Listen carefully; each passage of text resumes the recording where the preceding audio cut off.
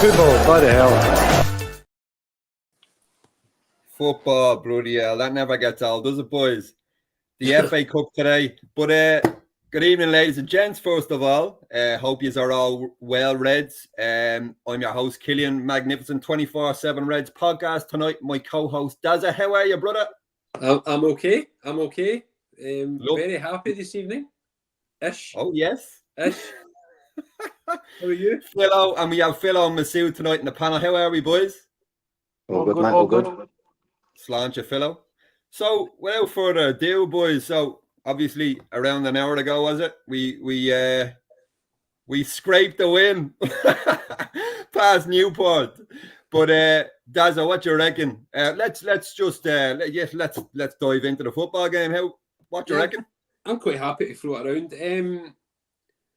Listen, we've hit banana skins before, right?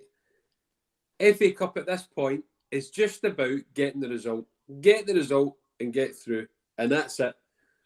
I mean, we were on a hiding to nothing tonight.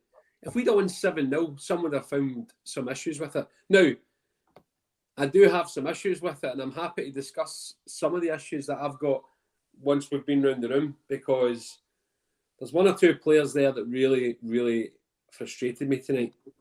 So,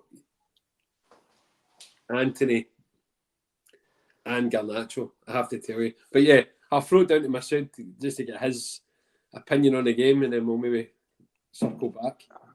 I thought we had a comfortable first 20 minutes, 25 minutes with the lead, and then just the story of our season has been our lack of concentration, just before and after halftime, and it's the same thing that happened today as well. So yeah, but after that, most of the time, I'm with Gaza with this one in terms of frustrations, especially with the forward line in terms of the choices they've been making. Man, we've had Hoyland that was clear open for a few passes, and you could have had tap-ins, but the guy shows the wrong options, and that's just been the story of the season as well. So it wasn't comfortable. It wasn't very comfortable. I would say it was comfortable, but it could have been a banana skin, as Dazza said. But I wasn't worried in terms of losing the game. But we didn't scrape the win, but we did win. So just to get into the next round, happy to be there, and obviously, with the players coming back from injury, we can build on getting their fitness and everything up for the push in the Premier League. Yeah, no, perfect. And now, without further ado, down to you, Phil. What is your thoughts? Well, that was a bit of a banana peel, wasn't it? As predicted. No, listen, look, it's the magic of the FA Cup. These fixtures are thrown in year in, year out, and you often see a giant killing, and there's always a potential for one to be there. And looking back at the way the fixtures ran over the weekend, someone was due something, and I just had that horrible sneaky feeling it was going to be us. It was never going to be. And this is what I said earlier to you lads. I often find that it's really disrespectful when teams come up, such as in the lower leagues, against one of the giants. I think it's really disrespectful that people just automatically write them off. Although on paper it should be an absolute drilling.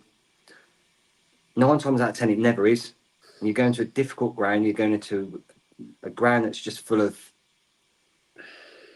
people that are passionate about their club. They're so close to it, rather than a big club when you don't get as close to them, so the fans are a bit more passionate. The conditions are completely different. There's always potential there for a game for it to be a massive slip-up, and that's what the point I was getting to. I thought we'd win the game, and I knew we'd win the game, but I don't think it was going to be as easy as what... Killen, you're sitting there thinking we were going to absolutely drub them 7 or 8, 10-0, and on paper, technically, you're talking fucking shit here, bro. Put your hand up. Put your hand up. Put your hand up. My hands up here, look at. Can I just say, before we go on, a massive shout out to the away fans again. The absolute best fans in the world. Phil will testify how hard it was to get tickets to get down there tonight. And all I could hear was United songs, "We Want Glazers Out." Honestly, massive shout out to the away going Reds. Best away fans in the world. Yeah, without a doubt. Including Pete Boyle, who's busted on the TV So I hope you're not skipping work, Pete, because you are humped. If you're skipping work, you're humped. Yeah, think we can't. performance- I think What did you think, Kelly? What did you think? Throw it back to you. What did you think? Yeah, right here. Listen, Philo was breaking it before this game. We were talking about it. No, it was not. No, it was not. We were never fucking losing this match, bro. Never. Not in a fucking million years. As bad as we are, no offense to Newport. They gave fucking everything. And You're I polishing a said it turd with before. this, but yeah. You were? You're polishing a turd with this one, but yeah. Yeah. Did someone fucking say something? Can't hear nothing here. Turn up your volume, bro. No, Is that the here, value of listen, my no. volume? No, it was a beautiful fucking fixture. It was everything I expect from the FA Cup. A big team, a small team, crazy fucking diehard fans in the home ground. Like it. Did you see the picture of the dressing room, boys? That went around the internet. Like it's just. We played in those sort of dressing rooms. It was a dream for Newport. Yeah. And I said to the boys, I'll probably get pelters from United fans. I loved that they got a bit of a couple of goals, and I loved that they got a cracker of a goal and it lifted the fans. That's what the FA Cup's all about. FA Cup is fucking magic, right? And the reason I was happy for Newport, because I had no doubts. I honestly had no doubts that we were going to win the game. But I didn't think they got 2 goals, I must say. But here now, really happy. I think the team we fielded, bar, in my opinion, Aaron Wan-Bissaka, is probably the strongest team on paper. Controversial, but maybe if you swap Rashford around with Garnacho on the right, you're probably looking at maybe the best team. But anyway, no, thought it was a great game. We should have fucking had a load of goals. We can delve into the game now and bring it around, but there's a lot of things I was happy with, a lot of things I wasn't fucking happy with, really not happy with. But yeah, let's kick it off. You what? Phil with his hand up. Go for it, Phil. Then. I wasn't very happy with the performance, in all fairness. I'm happy that we got through. It was, typical FA Cup match, and we've just got over the line. I think the scoreline was pretty flattering. Performance-wise, fucking shudder, absolute shudder. Especially from our 2 wingers, Garnacho and Anthony. Especially, I'm sick to the back teeth of him cussing inside. He had a lower division side. He could have literally just tested himself. But yet, he goes onto his right and cuts onto his left. He doesn't mix it up. He hasn't got a bag of tricks. That's the only thing he's got. And okay, in fairness, he got a goal and he got an assist. And I can't really say too much about him. As I said to you earlier, is that he's professional. He's turned up. Now, as you all know, I'm a massive fan of Rashford, and I want to come back. I want to come on to this a bit later on. At least he was on the field playing, but Garnacho and Anthony were absolutely fucking awful tonight. Absolutely awful. I don't know what was going on with Garnacho, but his head looked lost. Can I just ask you a quick question, Philip? And we sort of asked this question a while back. Does anyone know? Can Anthony speak fucking Dutch? I don't care what language you can fucking talk. No, honestly, no, because this is I'm gonna get to somewhere with this. Because if he doesn't speak Dutch, what fucking language is Anthony speaking to Ten Hag? Because I want to know. Well, I'm not gonna fucking find out, but what's he being told? What's he been told? Surely Eric Ten Hag isn't telling him to go out in the left, cut in from in to out every single time. Surely not. But saying that, as a footballer, you should know that yourself. You should say, hang on, I'm having no luck on my left. I'm going to try something different. You shouldn't need someone to tell you what to do on a football pitch in certain circumstances. But yeah, I'm sick of it. But that performance was embarrassing tonight.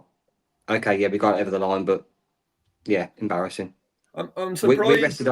We rested on our laurels at 2-0 up. We gave them too much respect. I just want to come in just for 2 seconds. So, seeing the first half, I thought up until the final third, I thought we played really well. I thought Leach that's our story all season. I know, and I think we should have been 5 up before half time. And I just think Masood alluded to it earlier on when we were chatting. See if the right decisions had been made at the top end of the pitch, Garnacho and Anthony, Hoyland would have had a hat-trick tonight. I thought Garnacho played well in phases, but not the whole Is he game. winding me up? Now, here, listen, I'm going to jump in real quick, right? Where's TC? TC, good evening. I'm fucking good afternoon. I'm off it. TC's popping in here. TC, we love you always. Garnacho was quality Phil. Phil is astonished by this. Now, I'm going to back TC up here. I thought Garnacho was fucking brilliant, and I'll tell you why. I'll tell you why, right? He didn't fucking stop. The final pass was atrocious. The final decision was atrocious a lot of the time. But he didn't fucking stop. He was electric. He's a Manchester United player. He's just fucking Man United, bro. We were playing Newport. Yeah. And they kicked lumps out of him. He reminded me of Cristiano Ronaldo, the way Ronaldo used to get lumps kicked out of him, and he kept on getting up and kept running at them. At least he kept fucking going. Yeah, that comes with age and experience, the final ball. I thought he was brilliant. And yeah, here, listen, we're all entitled to our opinion, even though Philo's opinion shit, but yeah. No, go for it. No, why did you think he was so bad, Philo? Please, no, honestly, like, banter aside. It's just the decisions, the passes that he was making, his touches. He just looked off it, completely off it. It's not the. He looked like he had the weight of the world on his shoulders tonight. He was playing football as though he was one of the more experienced players in that team tonight. And he I must admit, he did look like he was gunning for glory. He looked he was trying too hard, is what I'm trying to say. And I think it affected his game. Just needs to chill. Yeah, but that'll come. I think to put him in the same category as Anthony tonight is a bit harsh, to be fair. But I think players, but Anthony was just really. I'm going to say something here. Kelly knows what I'm going to say here, I think. And one of our members is not going to be happy when I say this, right? I guess it's going to be me. No. I don't think Anthony will be with us next season. I don't know.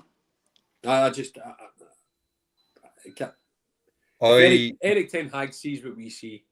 Dave Brailsford's seen what we see. The whole Ineos sporting team are seeing what we see. Omar Barada's seeing what we see. If you're not performing, it ain't going to happen. The days of just turning up and getting your dough, doing okay and then going up the road, they're over. And players need to realise that the gravy train is about to be fucking halted massively. And if you ain't cutting it, you're fucking out the door. Look at Jadon Sancho. I dare say, and we'll maybe touch on it later on, I think Rashford's in serious shit now. And I think Anthony's going to... I think they'll pull the trigger on Anthony. I definitely... Listen, you give Eric Ten Hag the choice of pull the trigger on Anthony and we'll get somebody else in, or stick with Anthony. I think Eric Ten Hag pulls the trigger on him.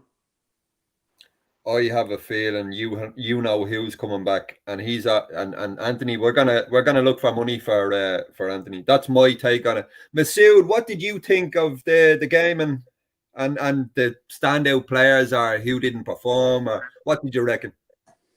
Look, in terms of, I agree with Phil in terms of the decision making on Garnacho and Anthony as well. I mean, it's the story of the season. Whichever wingers have been playing, it's the final ball to Hoyland that hasn't been there, and we've had basically how many goals have we scored this season? Not a lot. It's just because of this very reason that the decision making and the final passes, and we shoot when we need to pass, we pass when we need to shoot.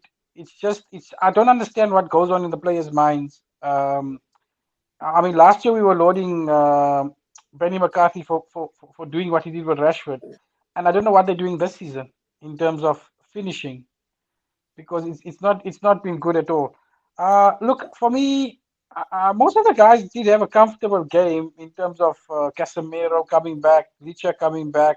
Yeah. Kobe Mainoo was his normal, usual self, reliable as well. First goal for the football club, brother. First club for what a Special goal. club. I mean, we scored 2 smart goals in the start. I mean, the first goal, Anthony's assist was brilliant. The second goal was good play from everyone, and so we were comfortable. I mean, Dallo didn't have a bad game. Shaw didn't have a bad game as well.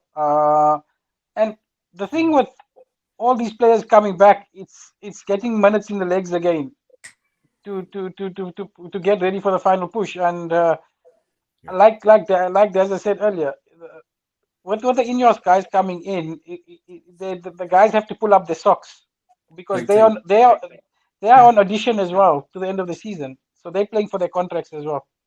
Yeah. And their careers at United. So we're going to have bumps in the road again till the end of the season. Absolutely. Don't get me wrong. Yeah. But we're not going to see the lethargic performances that we did in the first part of the season, because some of these players are going to be on watch and notice. So they need to pull up the socks. I was saying to Masood, Phil, before the podcast started, that we were on a hide into nothing in this game. And, you know, when we do the player ratings, I don't think there was any point in doing player ratings, because if somebody done really, really well, the word on the street would be, it's just Newport, you know what I mean? But Kobe Mainoo, I want to just talk about Kobe just for 2 seconds. That boy could play against Liverpool, Real Madrid, Newport. Yeah. He could play against anybody, and he's consistent. That boy's a diamond. He's an absolute diamond. He is Dennis Irwin 2.0, bro. He's an 8 in every game, 7 or an 8 in every game. Consistent, as you said there. And I just think, see if we can keep him grounded, centred, humble, which I think by all accounts, the lad's a good lad. So if we can just keep him on the right path and he keeps progressing the way he's progressing, I genuinely think he could be one of the best youth players we've ever had. I think he's that good. I'm going to stick a couple of quid. I was talking to a mate earlier. I'm going to stick a couple of quid for him to be the future Manchester United captain. Sticking a couple of quid on it. Honestly, he is cold. He's class. He's absolute class. Just a quick one. So TC says, chimes in, if Anthony could switch it from cutting in on his left to attacking the byline and swinging one over on his right, then perhaps he could come good. Of course he could. He has all the tools to be. I think he's a great footballer, but his decision making and consistent, he's just too predictable. And he gets pelters for it, and he's not switching it up. But the irony of it was he fucking scored with his right foot today. The biggest thing for me is both of them do not look for the striker. So what is the point in having? You could have Harry Kane up there. You could have Victor Osimhen up there. What is the point? Because they don't look to feed him. Bruno was looking to feed him. Shaw and Dalot were looking to feed him. But they're not looking for a striker. And I don't believe for 1 minute they're not working on trying to find a striker, because Eric Ten Hag's not that daft. But I don't know, man. Like Phil said earlier on, Garnacho was just going for glory all the time. See, when he hit the bar, I know he hit the bar, so he kind of gets away with it a wee bit. See, he just lays it across. Rasmus or Bruno is putting that away. I think Rasmus Højlund should have had a hat-trick tonight. Raza has finally lost his shit. I don't know, did anyone see the clip? I'm so happy he did it. I'm so happy as well, because, bro, if he hadn't have scored, you would have never known he was on the fucking pitch. That's how bad it was. But anyway, just to inform any viewer or listener who didn't see the game or by chance, Garnacho, after a good few times in the second half, coming towards the end of the game, he sprinted towards the goal to when Garnacho was cutting down the wing. Garnacho went himself again, and Raza went nuts. Went absolute nuts, and he gave Garnacho pelters, and rightly so. The boy is making runs left, right, and centre always, and they're not finding them. They're not looking to find them. It's so frustrating. I feel so sorry for the boy. Phil, I'll go ahead. Look, I've been critical of both of them tonight, more so Garnacho, who probably didn't deserve it, but I think the fact he was put on the left wing completely threw him out. I think Garnacho performs better on the right wing, and we sacrificed Garnacho's best playing position for a player who can't fucking do anything, and that's the frustrating thing for me. Phil, That's down to Rashford's joyride this week, because if he was not doing what he does, he would have been playing. Garnacho would have been on the right wing. I get where you're coming from, that Masood, totally, and I'm not going to back Rashford there, but we can't set that team up just because someone's not in that team. If Garnacho plays best on that right wing, if Garnacho plays better on that right wing, that's where he plays. It was a toss up. It was a toss up between playing Anthony or playing Ahmad, and he obviously went for Anthony. So, and this is a frustrating thing. We're holding players that we don't play. Ahmad, especially being, we touched on this a couple of weeks ago. We're keeping Ahmad. We're not doing nothing with him. Why aren't we loaning him out this in this window? What are we doing? Yeah, he won't play. You know he won't. Well, bar a miracle, he won't. But I'm just gonna suggest something, and I have a feeling I'm reading Daz's mind here. I don't know why, but I do. Why don't they just play Anthony on the fucking left and let him fucking swing the balls in, and then have Garnacho on the fucking right? Because I don't think he can do it, Kelly. We can't. But he's never been tried. He got an assist today on the left. To be fair to Chase, he got an assist on the left. Chase has been shouting for that for weeks. If he could, if he could do it, he would have done it by now. He would have done it. I think Eric Ten Hag was that desperate earlier on in the season, he would have done it. And like, it leads us into the next part of the pod really nicely here, because it leads us on to part 2 of the Martial problem, right?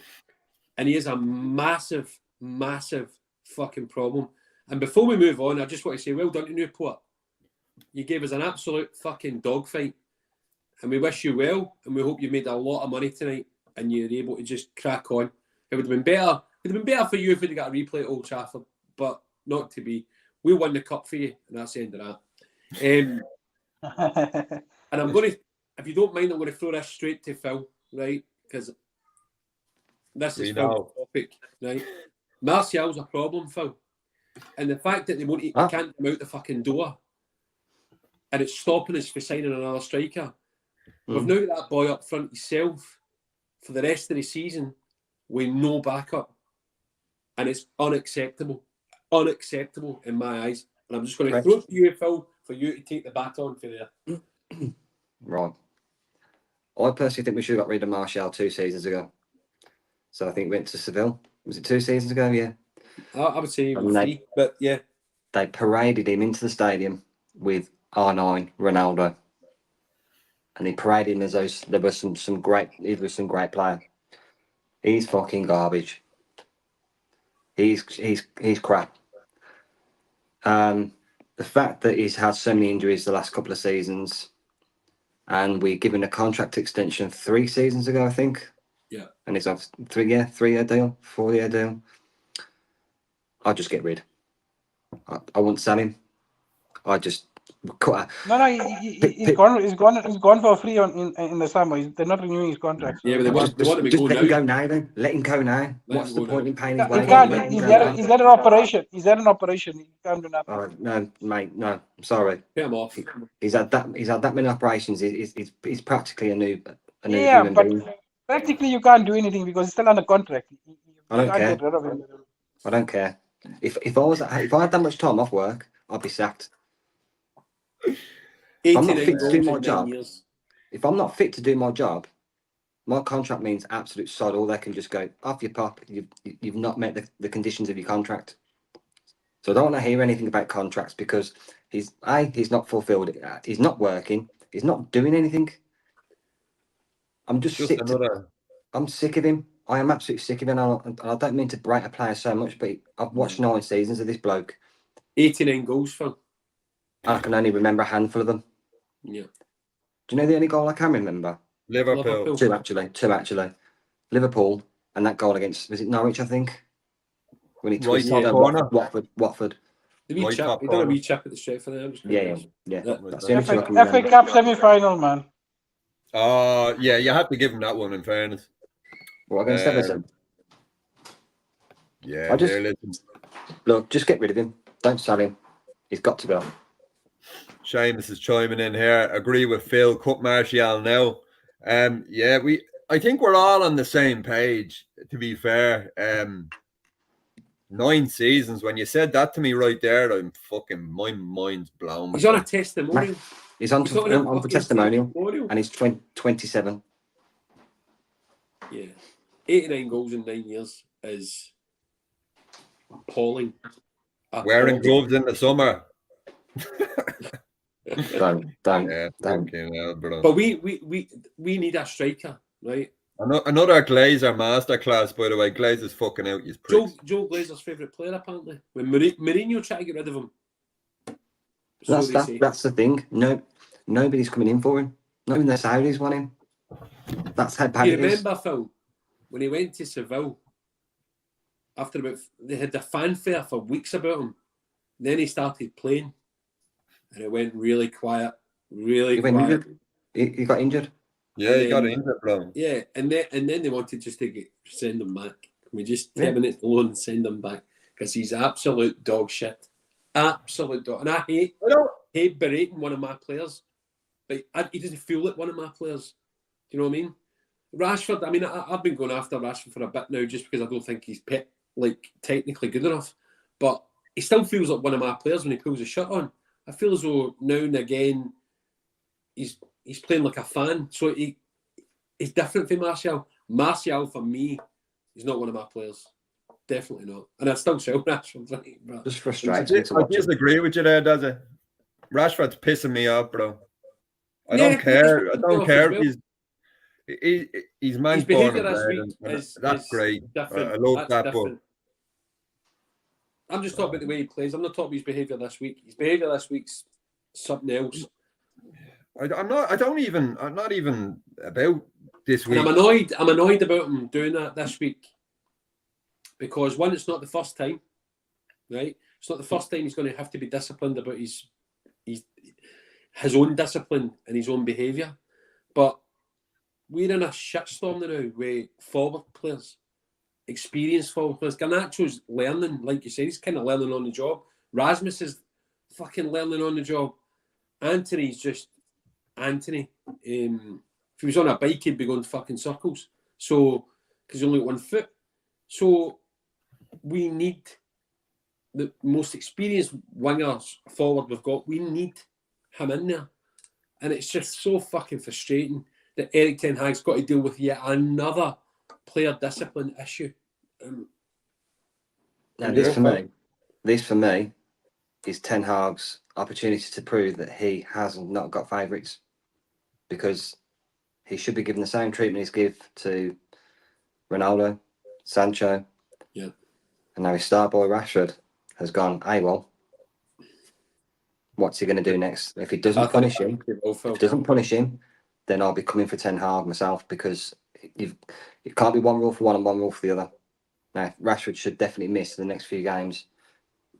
The only caveat I would add to it, and I agree with that, right? The only thing I would say is we are so short, and he's probably got a bit of power in terms of Ten Hag really needs him just now. But I think see the end of the season, for me, I'd just, if it was me, I'd be making a point and grabbing one of the lads from the youth and saying, right. I mean, he might very well do that. He might very well just fuck him off, to be honest.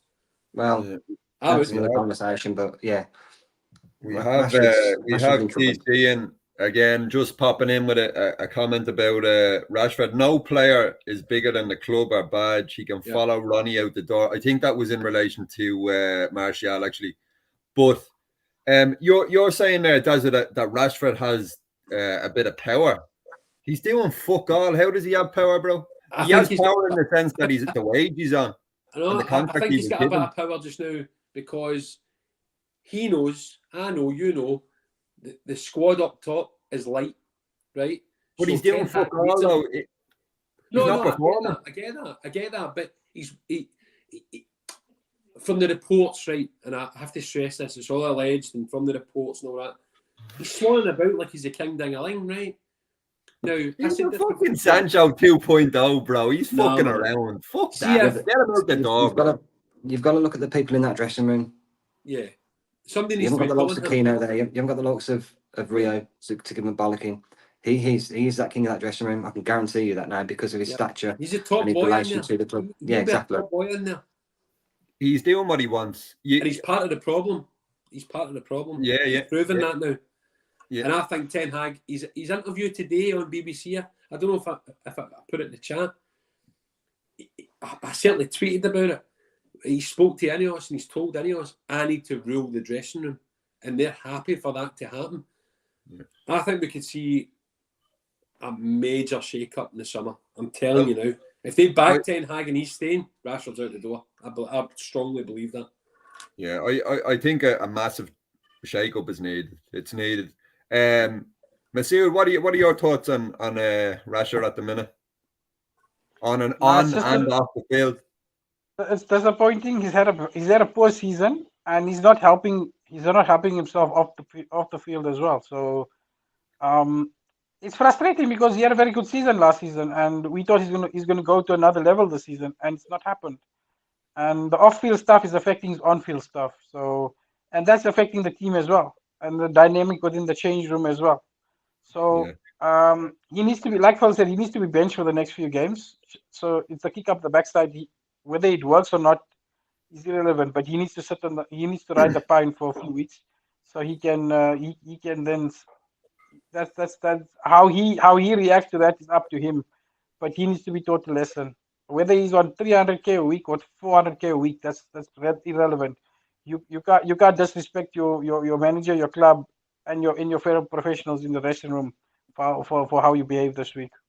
I won't lie to you, Masood. If he was doing it on the pitch, I wouldn't give a fuck what he does in his private life. But the fact that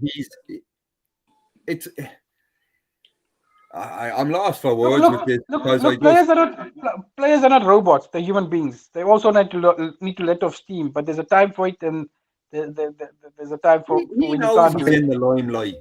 He knows he's in the limelight. He's a fucking whoever's advising him. It's his brother. Like honestly, he's like Sancho. He's in the wrong circle. Whoever the fuck he's around. The other thing I would add is the next series of events that come up with Rashford will probably tell me and everybody else where Ineos are with Eric Ten Hag. Because if they back Ten Hag, he's finished, man. Because if you look at Ten Hag's background, it's very not. I don't want to say Sir Alex Ferguson-esque, right? But it is very much. I'm the boss. You do what I say, or you're out the door, and it doesn't matter who you are. And if that's the case, I agree with Phil. You cannot cheat. You can't do it to Ronaldo, Sancho, all of them, and not do it to him. So we'll see. We'll see how it all plays out. Be interesting. I think he's done. But see the fella behind me here. He was a lunatic and he did mad things, but he fucking did it on the pitch when we needed him every fucking time. Yeah, he delivered, man. He delivered. You know, difference. Yeah, but back in his day, you never had social media. Wait, I'm sure the king got up to some mischief, all right. Yes, so you would have heard about it about 2 weeks after the incident happened, not immediately like what happens with the players today. So there's that caveat as well. You do know Eric Cantona was that mad that he used to drive about Manchester in a black hack? Yeah, 100%. He's fucking nuts, man. You just stop and let people in. Fucking mental. Yeah, just a quick one. So Claire, always love. Hope you're well, Claire. She's coming in with Rashford needs to go at the end of the season.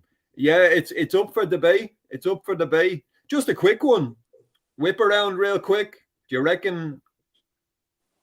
No, it's a bit of a two-bit question. Number one, do you think he'll be gone do you think he'll be sold in the summer? And number two, do you want him to be sold in the summer? We'll start off with Philo because I know he has might have a different opinion. Philo, what do you reckon? So, do you think he will be sold in the summer? And do you want him to be sold in the summer? If so.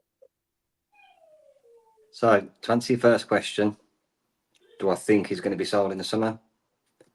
Yes. For your second part of the question, do I want him to be sold in the summer? Yes. Wow, mind blown, bro. Mind blown. I wasn't expecting that. I think I know why Phil said that. Go on, I think have a guess. because yesterday. Tell me if I'm wrong, Phil, but I think your question answers itself, Killian, right?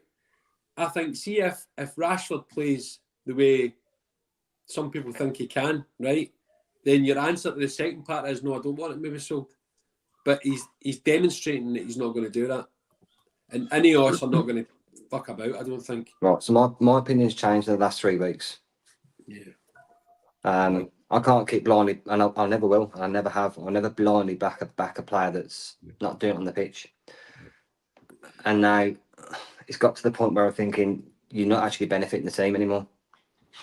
You're not actually doing anything, and there's too much focus off the pitch with these players, and now Rashford's been dragged back into it, and then we all thought it was Pogba. Jesse Lingard. It wasn't. We all, yeah, Jesse Lingard's been a victim of it as well, and he's still a bit of a div as well. But even so, I've got to the point with this team now where I want players just to play and score goals, and we're not getting that with anything. So if you're not doing it for me now, you can go. What I will say to the viewers is, what I will say to all the viewers watching, it's the older panel tonight that you've got on, right? So there's no such thing as player FC. Yeah, baby. We're all Man United. No player FC.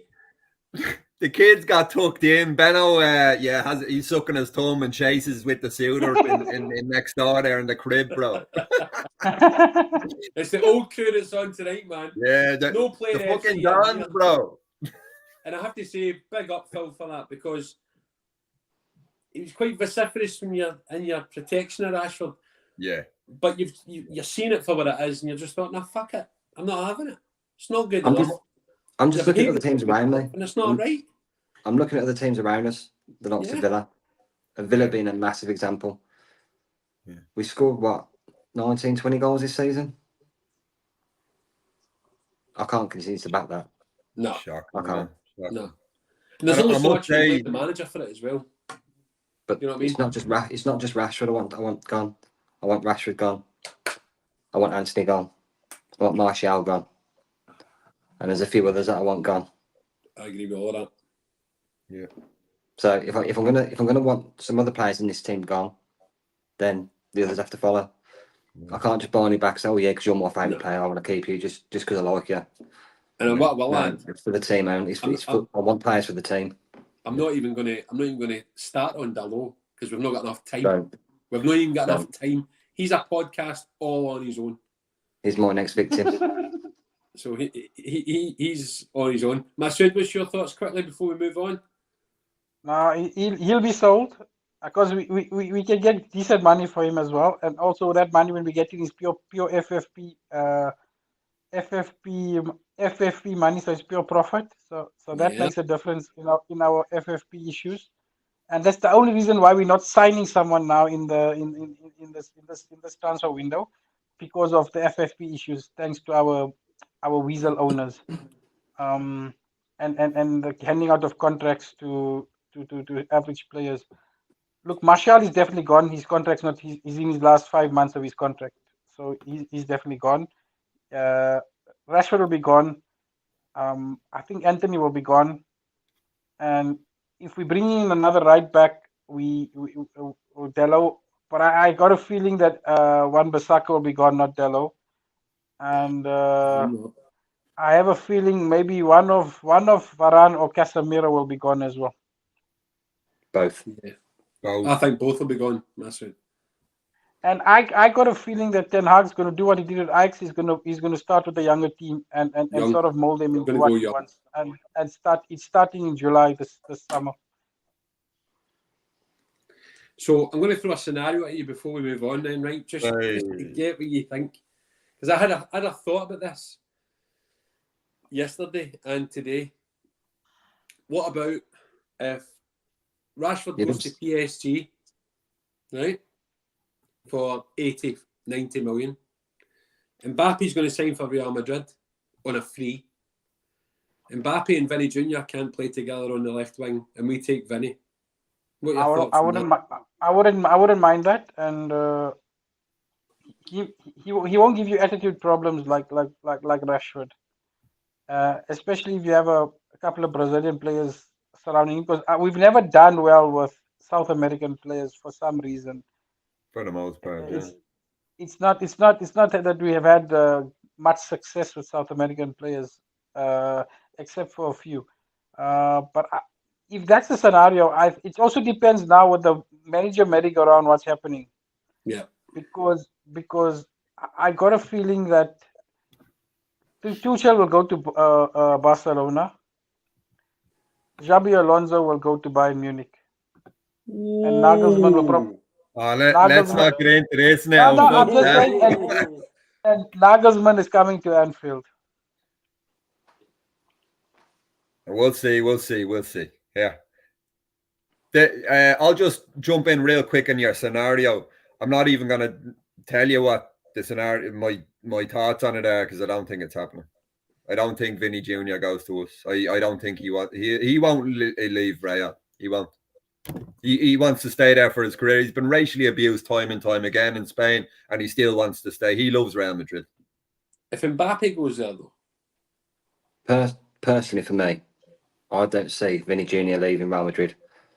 I don't either. But I also don't want to take a gamble on a player that may not fit into our team. And that may stunt the growth of Alejandro Garnacho. I don't want any of that. In this season, we're struggling for goals. Yeah. So in my world, I'll be going for a proven Premier League striker, and this is why we should have went for Kane, and this is why we should have got Kane. 100%. We need a proven goal scorer to literally start scoring straight away. He needs to start running as soon as he hits the ground. People keep laughing at me, Masood, right? I'd be going all in for Kane again in the summer. No way. Not happening. No way. You want to bring him in? You want to bring him in with it on a fucking Zimmer frame, do you?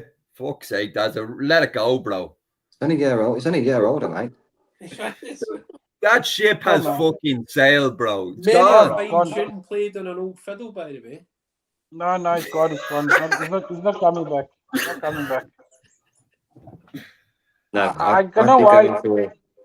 I'd be going for Ivan Toney in the summer. No, it's going to cost too much money, man. So with Vinny Jr. You all know my Vinny thoughts. Jr.'s I'm sticking the green glasses on here. Evan Ferguson all the fucking way, baby. No, but you can have two young strikers. You see, if you bring in a very experienced striker or a first choice striker, you stunt the growth of Hoyland. So if you have two of a similar ilk, similar ability-wise, they can share the burden across the season, across the 5 cups. In my opinion, that would be perfect. And then you could have the likes of a Charlie McNeil on the bench, or as a backup, or a Joe Hugill on the bench, or a Shea Lacey. So I think that would work well, even if it's not Evan Ferguson, a Benjamin Sesko, someone of the similar sort of age and ability and all the rest. Philo, go ahead. I'm trying to touch upon your comment with regards to stunting Hoyland's growth. I personally think he needs some growing. Yeah. He needs some help. He needs experience. Do you not just think we need fucking wingers that feed the fucking ball to him? We can keep saying that, but then as a striker, and I've played striker myself, you need to start looking for the pockets that them players are finding. Hoyland's not very. He's very one-dimensional at the moment. He's looking very one-dimensional to me throughout the game. If that was me as a striker, I'd be changing my game to suit them. If they're not going to start feeding me, I'm going to go hunting. And it's all about finding it's all about finding these spaces for him to get the goals. But he's not looking for them. He's only going for the obvious ones that should be played into him. Can I throw a hypothetical with regards to Kilo's point? If you go for a younger striker similar to Rasmus, what if you then play 4-4-2 like in the old days, where you play 2 strikers and old school wingers? Football's changed now. 4-4-2 doesn't really work anymore, does it? Why not? No one's playing it. if you look Yeah, at but what the thing what is, football if you've got a front three against your wing backs, you're screwed. The City not played out sometimes with Julian Alvarez and Haaland. They sort of interchange a bit. They The not front play out three, the there isn't it? 4-4-2 now and again. It's a front three. It's exactly the same way Liverpool try to play, or do play rather. They're not allowed to be mentioned in this podcast, Phil, and I'm surprised you mentioned their name. Well, in fairness, I brought the pricks up, but it is what it is. You did. So what you reckon then, Jazza? We need a striker. The whole world knows we need one, but we're not going to get one. And this is the bit where I feel really sorry for Eric Ten Hag. I feel really sorry for him. Hung out to dry from the very beginning, in my opinion. Say again? Hung out to dry since the very beginning, in my opinion. But it leads us on nicely to the next part of the pod, the penultimate part of the pod, which is Ineos have got the 25%, just about. They've made some moves already. And I think we'll talk about those moves already and what you all think of them. And I think what they're doing is they're going to sort off the pitch first, almost like a right off the season. Let's sort out what's happening off the pitch, and then we go again in the summer. So I think Ten Hag is going to get a bit of a free hit. As much as I hate it, because I hate that shit, but I think they're going to sort off the pitch first. I think Omar Barada's signing is, without putting too fine a spin on it, probably one of the most important signings we've made since Alex Ferguson and David Gill left the club. And I think what happens is everything feeds down from him. Now, he's not the Messiah, right? He didn't build Man City, but he was a major, major part of it. And he knows how to run a club. And it's just really to throw out to you guys to see what you think. Masood, throw it to you first. Killian's ran away. I'm actually quite happy with him becoming a CEO. The thing is, it's the first time in United history that we're having an external appointment for a board position, especially with the executive. So it's not an in-house. It's not an in-house. Basically, like a promotion to somebody who's That's a been there good a while. thing in this instance. Very good thing. And he'll come with new ideas. He'll put people under pressure to do something different than they've been doing. Because whether you take the staff, all the staff at Carrington, at Old Trafford, people have been sort of on autopilot and doing the same things over and over again. And he's going to challenge them doing things differently, which is what staff haven't had before, which can only benefit the club in the long run as well. And he'll demand things. He'll demand different things. The good thing with that statement when they announced his him being the CEO was the line there that football on the pitch is going to be at the forefront of what we do. Yeah. And that was the one thing that I was very happy with, is that, and that's why I say the players are on notice as well, is because they now know that they can't just slide along like they've been doing for the last few years, because now there's going to be consequences now. Yeah. Phil? I think, it comes from the top. The top's got to be sorted, because there's certain points of the season, the past couple of seasons, where I've said there's a result and it's not blamed on the manager. It's because of what's going up on top. So we need to sort what's going on behind the scenes first, and it'll just drip feed through. I don't know too much about the structures and the people that have been employed, so I'm not really going to speak about them because I don't know enough about them. But from what I've heard, they're good acquisitions. I think Eric Ten Hag's in trouble. Yeah, I really do. I said this before Omar Barada was appointed. He's that ruthless. Yeah. I think he's got a 4-month interview to show Ineos what they can do, and I think his interview's over. He's gone. I think if you look at historically when people have took over clubs, what happens? They want their own people. He's not exactly writing a great CV at the minute either, and I'm not saying I want Eric Ten Hag out, far from it. I just think going off what happens at clubs, Blues being the recent one, Birmingham City, they always get their own man in, and they'll be having a look at candidates, especially now with the managerial circle going around now. You've got Klopp leaving, you've got Xavi leaving. You'll see all these managers popping around. If they see an opportunity to get someone decent in, they won't think twice about it. Just before I throw it to Killian, that's a great point, Phil, because I was thinking about this today, and I remember when we appointed, was it David Moyes? When we appointed David Moyes, they actually they'd looked at Klopp, they'd looked at a few other managers, and they couldn't get them at the time because they'd missed the boat on them. Yeah. They'd missed the boat on them. And I don't think United will do that again. And I think Ineos, and especially Omar Barada, like you say, he's ruthless. And it'll be, you're not cutting the mustard. This dude's available. I'm going to get him. And I've got a strong feeling, Kelly knows what I'm going to say, I think it's Tommy Tuchel. I've just got a really... I don't know why. The German twerker, bro. He's been twerking for a month. He's been showing his ass for the last year, but if it has to be Ten Hag, if Ten Hag goes, then for me it has to be Tommy Tuchel. Yeah, it has to be. Yeah. So, yeah. What do you think, Kelly, about the moves and who could be next and all this? Yeah, sorry about the video there. I needed to go for a fucking slash there, and I pressed the wrong button on the yoke. TMI, too much info. Fuck that. We're real here. Really sorry, YouTube. Sorry. That's us demonetized again. Oh, here. What was the question, bro? I'm gonna do a fucking Chris Kamara. Sorry, John. What was the question? Was that a goal? What? Offside? Was it a red card, bro? What's the crack? Omar Barada, Ineos, the move so far. What do you think?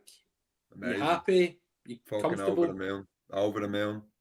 It could be the end of Eric Ten Hag. The fact that we got a man with such a fucking reputation kills me to say it, but we all know the fucking facts. Manchester City are the best fucking well-run football club in the world. It's a fact. They have the best in class, as Gary Neville always fucking alludes to. We need the best in class. The fact that we got this fella under the nose of the City, crazy, bro. Crazy. Now, we can say all we want about the 15 charges. Maybe he knows what's fucking coming. Well, fingers crossed. Hopefully he's right. But see in League 2. See them in League 2. Yeah, we're back where they fucking belong. Cunts. Not yet. Not yet. Discretionary. Yeah, I'm really excited, bro. Really excited. I'm really excited to see who else follows suit. Who else comes in. I think we know we have an idea of a couple of board members. From Ineos and all the rest. But yeah, I'm just really excited. It feels like we're starting to do something special in regards to collating an A team behind the scenes, where we've needed this for fucking years, bro. Years. So I think I've done a bit of a deep dive in this because Kelly asked me to the other week, right? And I think Sir Jim Ratcliffe has absolutely played a fucking blinder here. Not just getting the 25% and then the roadmap to the 100, right? Which is there if he meets all the criteria. The roadmap is there, so we can see it. But getting the exterior board members, which Masood alluded to. So you've got Jean-Claude Blanc, who's on the board, right? So, and then, because then you're thinking, why would he not be the CEO? Because that guy's fucking stupendous, right? Yeah. So you've got him now on the board. And Brailsford on the board. And you've got Brailsford on the board. But you've also got Robert Nevin on the board, right? Yeah. Now, Robert Nevin, for viewers that maybe don't know, he's been head of Ineos Sport. He's been across all the sporting platforms for 20 years, right? He's been looking at everything. This guy's a fucking machine. And I'm going to use this word again, but every single one of them are ruthless. See if any of them, whether it's Team Sky, the cycling, the yachting, whoever it may be, if you're not cutting it, you're out. That's it. If you're not cutting it, you're out. Sir Jim Ratcliffe put Dave Brailsford in charge of, I can't remember what sporting thing it was, sacked him. He put his brother in charge of Lausanne, sacked him. He put Brailsford in Lausanne and sacked him. Sacked him again, bro. And he brought him back. These guys, I mean, you could look at it another way and say, fucking couple of terrible decisions, right? And I hope you've learned your lesson there. But for me, the appointments on the board who have an influence at board level are monumental. Then you bring in Barada, who no one saw, and absolutely no one reported on it.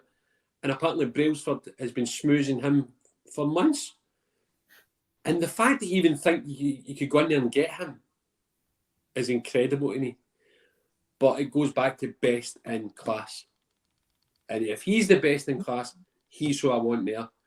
And I'm excited to see who comes underneath him. And then, like Phil said earlier on, everything then just trickles down from there. And I think that's where Eric's probably in trouble, unfortunately. To be fair, though, Dazzy, you did say earlier in the pod there that you thought he was going to be here in the summer. So fucking make your mind up, bro. So I personally think he's got a 4-month audition. And if he has a strong finish at the end of the season, I think he's got a body of work over the last 3 or 4 years where he can make a case, right? But I do agree with Phil that when you look at other clubs, 9 times out of 10 they want their own man in there, and it worries me. It does worry me. I just hope he can have a strong end to the season. Just before I bounce Phil in, now I've lost me train of fucking thought. Phil, I'll go ahead. Fucking hell. Oh, you're all right tonight, Killer. Tired, bro. The kids killed me today. Go on. I think Daz has said it. Obviously, he's on his 4-month audition. I think for him to succeed in this audition, he has to get top 4 and a trophy. He needs a trophy. He needs last season again. That's what. Benno's not here, obviously, but that's what Benno said. He if he doesn't get top 4, he's gone. And I think we're going to struggle. Do you think? Does anyone know? We've mentioned this in a couple of podcasts. When the fuck? How are we going to know if it's top 5? Is that until they whip a round of the points at the end of the season throughout the leagues in Europe, or what? It depends what happens in the knockouts. The knockouts of the the European competitions. If you got English teams that go further in the competition, your coefficient goes higher. So it's also going to be a seeded thing. So if say if I don't know, Real Madrid get to the final, they're more or less guaranteed a spot. It's working on a seeded. So it's how you progress through this Champions League season. So it's a combination of where you finish in the league and how you perform in Europe the season before, and it's over a couple of seasons as well. It's not just that season; it's how you perform to the last 3 or 4 seasons. Yeah, it's like a coefficient, isn't it? Right, yeah, get you. Yeah. It's sort of like a. I'll send you over the link to look at it, and you can have a look at it yourself. That's how I've worked it out. Yeah. So depending on how far, let's say, I don't know, City go in the Champions League. If they finish 4th in the league, it opens up the 5th spot. But that's not just for the Premier League. That could be for another league. So we might not get the 5th spot. It all depends. It's really weird, but you're not noting it right at the end of the season. I have a weird one for you. What if he wins the FA Cup but doesn't make top 4? Would you say he still gets the bullet? I think you reckon it's Champions League or nothing? They need the money. They need the money for the FFP. I think that smacks more of Van Gaal as well. Yeah, fucking hell. Yeah, you beat me to it. Whew. So where are we at? Do we have what else on the agenda there, before we finish up? Just the last thing before we finish up is obviously it's the lead up to the Munich Memorial, and Phil's been really heavily working on the Mags campaign. So what I'd like to do is just I've done a wee bit, not as much as you. The 2 years. Brilliant. I would like to throw it to Phil just to maybe let the viewers and Masood know, 'cause it's a wee bit of a surprise for Masood and the extended Mag family, what we're doing over the next 7 or 8 days, what the thought process behind it is, and what we're hopefully culminating on the 6th. So over to you, Phil. Thank you. Right, so yeah, we started the campaign today, trying to remember the Busby Babes, who thankfully obviously died on that plane crash in Munich in 1958. So we're going to do a bit of a tribute, and we're going to lead up to the 6th of Feb. We're going to be doing player profiles and basically just telling them and trying to educate our viewers and other people out there that might not be so educated on the actual subject, just to try and educate people on how actually good that team was. Because if you look at the footage or the history or any books that you read, you'll be astounded with the amount of information you find in there and actually how good that team was. So we're going to do a bit of a memorial leading up to the 6th of Feb, and then we're going to finish off with a special video that we've created in memory of the Busby Babes, and not forgetting Harry Gregg, Jimmy Murphy, and obviously our latest one that passed, Bobby Charlton. So yeah, look out for our posts, share, and just enjoy. And it's just basically all about passing the education down to the younger ones. Yeah, beautiful, Phil. Sorry, Yeah, boys. Yeah. I just want to see Phil's beautiful face. Keep going, Phil. I don't know how to get us back. 2 seconds, 1 sec. Right, there we are. Oh, you're much better looking when we zoom out. So, like, oh yeah, no. On a serious note, no. That's what your barber said. Hey, got a hard price, bro.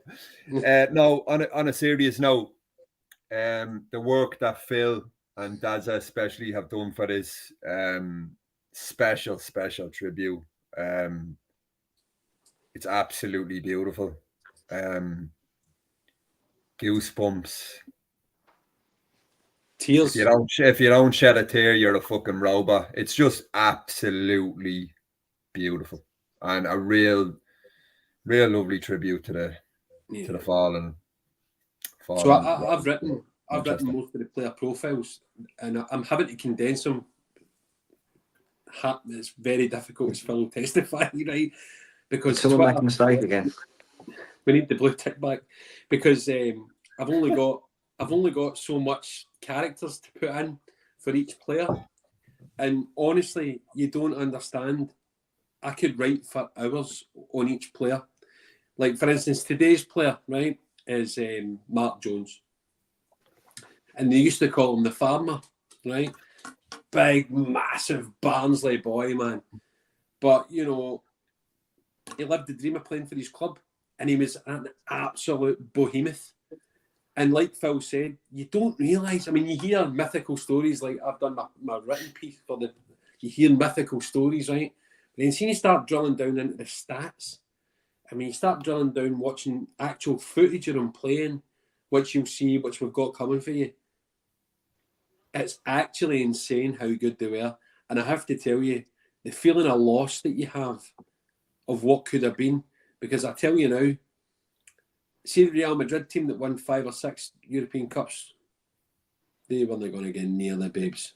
Yeah. They weren't going to get near the Babes. They would have won it that season as well. Yeah. Yeah, they went on to win it that season. And we were on for the treble. We were on for the treble, yeah, in 1958. It's never publicised, never, and it should be, because there was a great fucking chance there, and that's it makes it even more bittersweet. Well, not sweet, bitter to the end. It adds to the heartbreak, should I say? Apologies. But that's part of the education. Yeah. So what we've done was we decided to start we're dedicating each day to each babe, and we've decided to start it a day early, so that the day before Munich we end on the Belgrade game, and we're going to review the Belgrade game, and just let you know how good that team were, how incredible that team was, and within that team you had smatterings of greatness, right?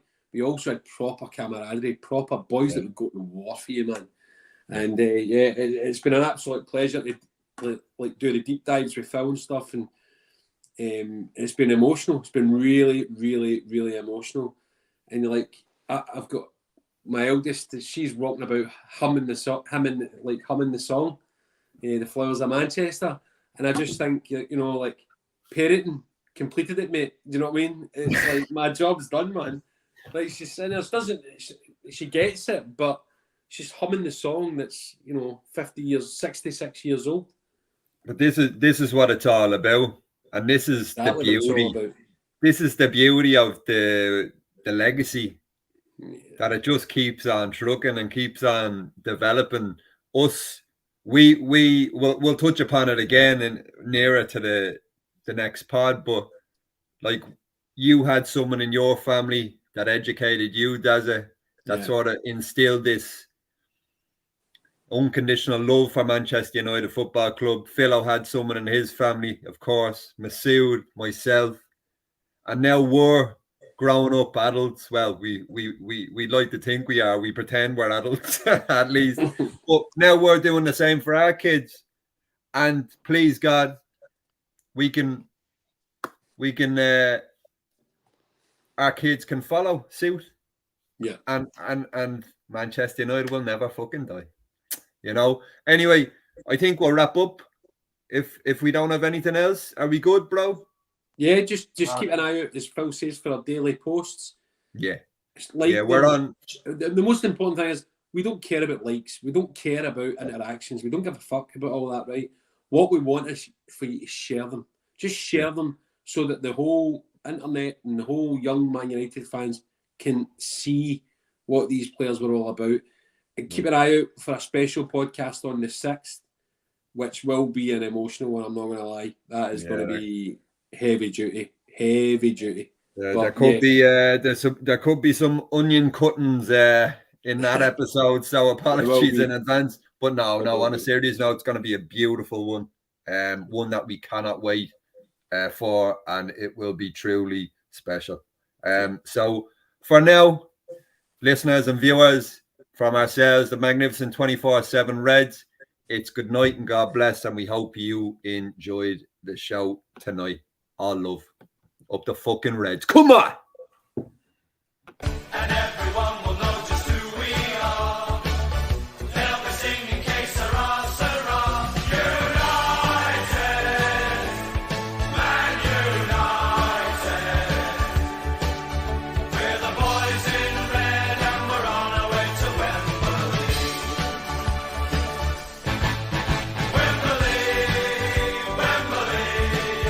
We're the famous Man United and we're going to Wembley. We're the famous Man United and... In the magazine.